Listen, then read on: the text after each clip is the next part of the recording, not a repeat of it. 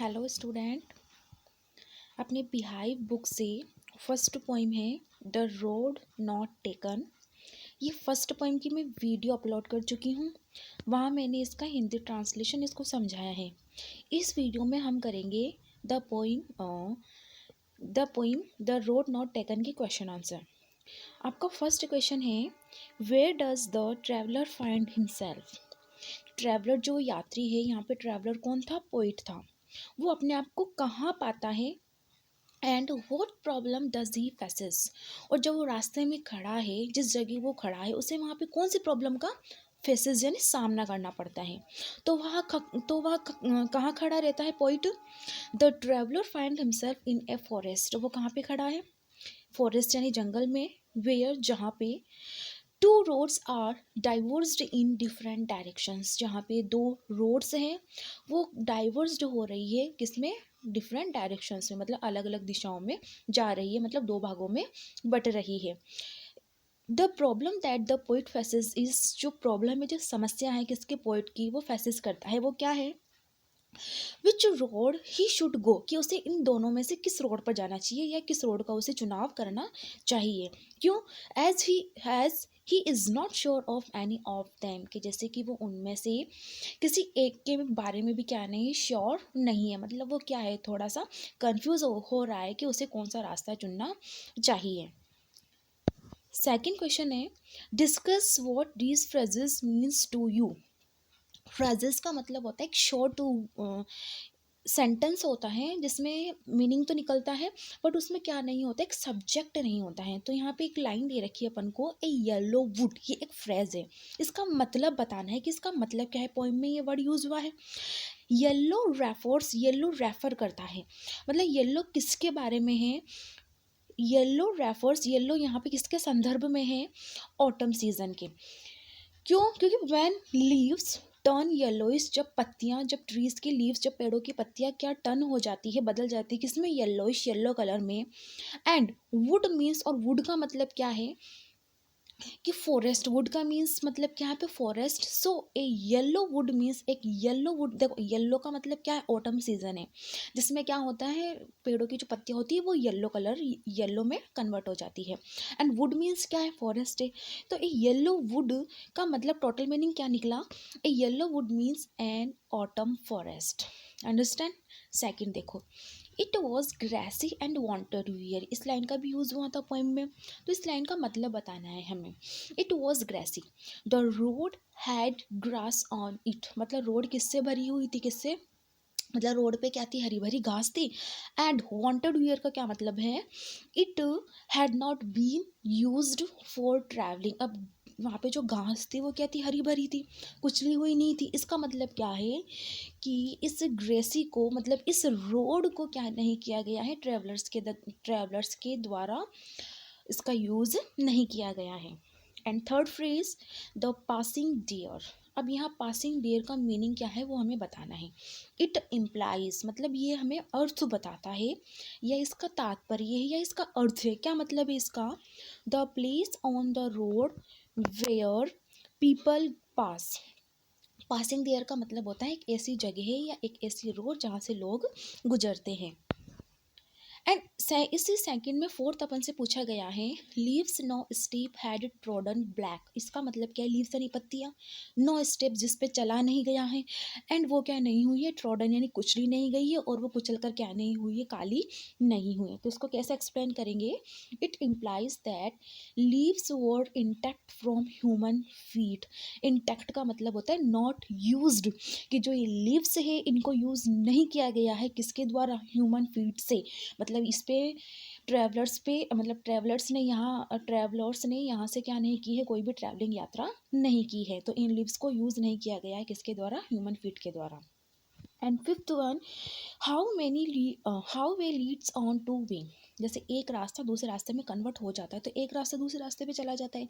जैसे अपन एक रोड से जा रहे हैं तो दो, जो फर्स्ट रोड है वो किससे कनेक्ट हो जाती है? दूसरी रोड से कनेक्ट हो जाती है। तो इस लाइन का मतलब क्या है? इट इंडिकेट्स, हमें प्रदर्शित करता है, हमें बताता है क्या? दैट कि वन रोड लीड्स समवेयर, कि एक जो रोड है या एक रास्ता है वो कहाँ चले जाता है? कहीं और चला जाता है। समवेयर यानी कहीं और। टू द अदर, और फिर दूसरे रास्ते को क्या कर लेता है, कनेक्ट कर लेता है। And one can not turn back, अगर अपन एक रास्ते से, एक रोड से होके जा रहे हैं, तो क्या वही जो रोड है क्या वो घूमकर आप हम क्या उसी रास्ते पर वापस आ जाते हैं, उसी रोड पर, मतलब टर्न नहीं होती है वो वापस, बैक टर्न नहीं होती है। थर्ड क्वेश्चन है अपना, is there any difference between the two roads as the poet describes them. यहाँ पे पोइट ने एक पोइम लिखी है, उसमें ये क्वेश्चन पूछा गया है, is there any difference between the two roads, क्या इस पोइम में कहीं भी इन टू रोड्स के बारे में या इन टू रोड्स से रिलेटेड कोई भी डिफरेंसेस बताए हैं क्या हमें, अगर वो बताए हैं तो कौन से स्टेंजा में है। इन स्टेंजा 2 and 3, स्टेंजा का मतलब जो 4 लाइन्स के जो वो पैरा थे उनको क्या बोला है यहाँ पे, स्टेंजा।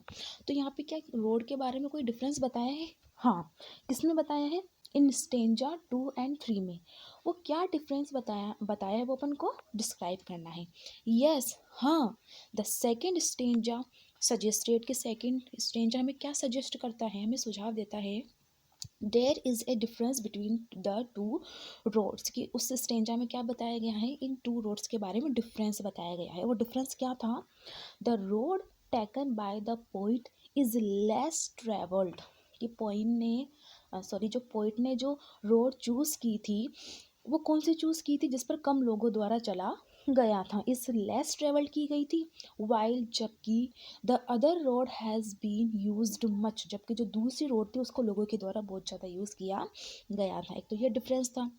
एंड सेकंड क्या बोल रहा है कि in the last 2 lines of the poem, और किस में डिफरेंस बताया गया है, पोइम की जो लास्ट 2 लाइन्स थी, लास्ट 2 लाइन्स में पोइट ये बता रहा है कि मैंने किस रोड का चुनाव किया था, और मतलब क्या बताता है वो, इसमें पढ़ते हैं।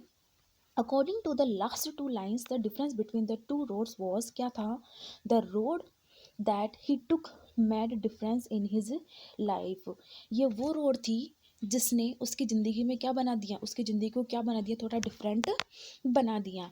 And while the other did not affect him, और जो सेकंड, जब उसने सेकंड रोड को चूज़ ही नहीं किया तो उसकी ज़िंदगी पे कोई असर भी नहीं डालेगी। जो रास्ता आप चुनोगे उसके अकॉर्डिंग ही आपकी जो करियर है, आपका जो फ्यूचर है वो डिसाइड होता है।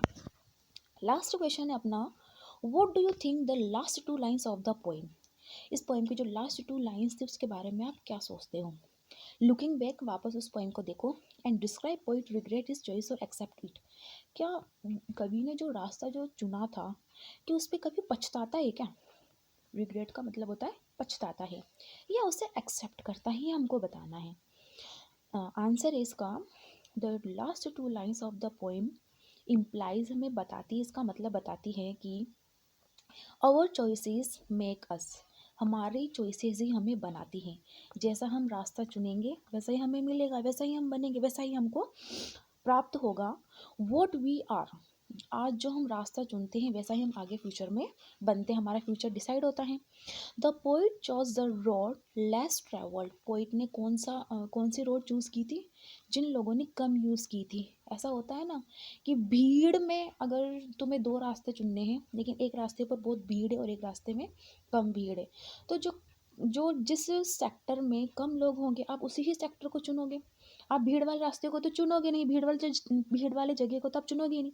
तो पोइट ने भी कौन सा रास्ता चुना, जो लोगों के द्वारा कम ट्रैवल किया गया था, which means he followed different path, इसका मतलब क्या है कि उसने एक अलग रास्ता चुना है, जो लोग बहुत कम रास्ता चुनते हैं उसने भी वही रास्ता चुना है। हमेशा कौन सा पास, हाँ, हमेशा कौन सा रास्ता चुनना चाहिए, different from the other people, and it formed his life, और इस रास्ते ने उसकी ज़िंदगी को एक रूप दिया, एक नई ज़िंदगी बनाई। ही एक्सेप्ट, जो उसने रास्ता चूज़ किया उसको वो क्या करता है, एक्सेप्ट करता है एज हिज डेस्टिनी, अपने भाग्य के रूप में, एंड हैड नो रिग्रेट, और वो क्या नहीं करता है, पछतावा नहीं करता है। आई होप आपको ये क्वेश्चन ऐसे अच्छे से समझ में आ गए होंगे। अगर आपको कोई कुछ भी प्रॉब्लम हो इससे रिलेटेड तो आप मुझे कैसे बताओगे कोई बात नहीं, बाय।